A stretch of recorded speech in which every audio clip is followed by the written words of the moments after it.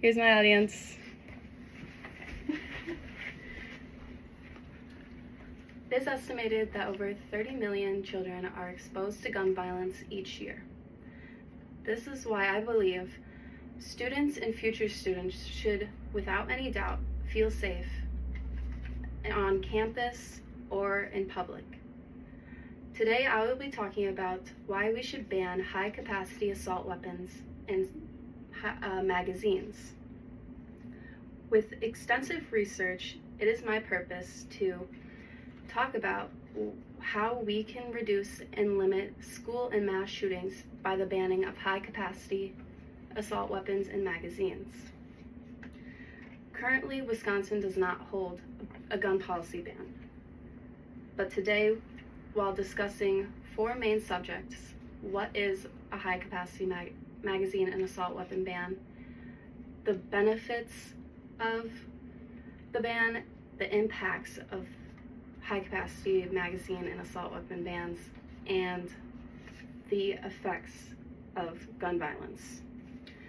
The first subject I would like to talk about is, what is this policy? Can I click it again? Click it again. From the source and website Assault Weapons. An assault weapon is a firearm that allows numerous bullets to be fired without having to reload. And a high-capacity magazine is a drum or magazine that is capable of holding more than 10 rounds of ammunition. Now, with the ban of these assault weapons and magazines, we will be restricting ownership and allowance to buy or own any of these weapons or magazines. The next topic I would like to talk about is the impacts of gun violence. From the source and website, Gunfire on School Grounds in the United States. They have found that gun homicide and suicides are associated with access to weapons at home. In the source Gun Safety Policies and Save Lives website, they also found that children that are exposed to gun violence are more likely to abuse drugs and alcohol and suffer from depression and engage in crime and activity. Now, with these facts, you can see that gun violence enables negative mental states and actions. With this ban, we will be reducing and preventing these sort of feelings and activities. The next topic I would like to talk about is the effects on gun bans.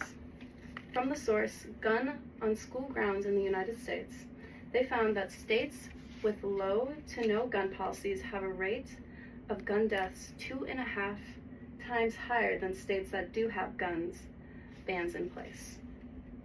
And the source, Impacts of Firearms Surveillance on Gun Control Policy, Regression Discontinuity Analysis. They analyzed the FAWB. The FAWB stands for Federal Assault Weapon Ban. Now, this ban went on from 1999 to 2004. And through the analysis, they came to the conclusion that they prevented 11 mass shootings.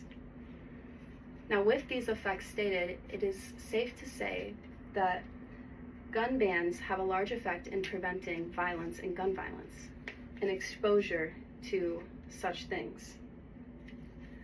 The last topic I would like to talk about is the benefits of gun safety policies.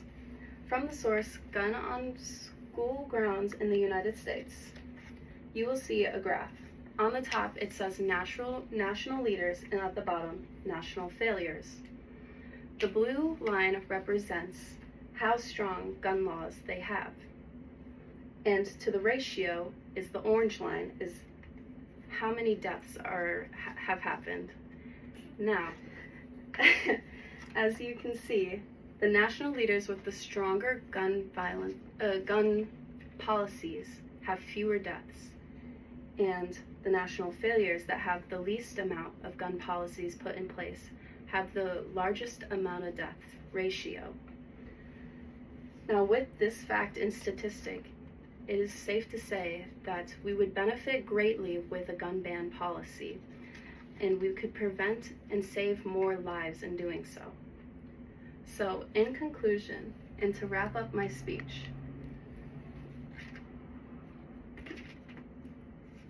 I hope that you've realized that there is a way for students and future students to feel safer in both campus and in just public. With the policy of banning high-capacity magazines and assault weapons, we can save lives of both children and adults with this ban and policy. We can create a safer environment for both children and adults. And I hope you've learned more about the effects, the benefits, and impacts of both gun violence and gun policy. Thank you so much for listening. Can you come? Oh, yep. Yay.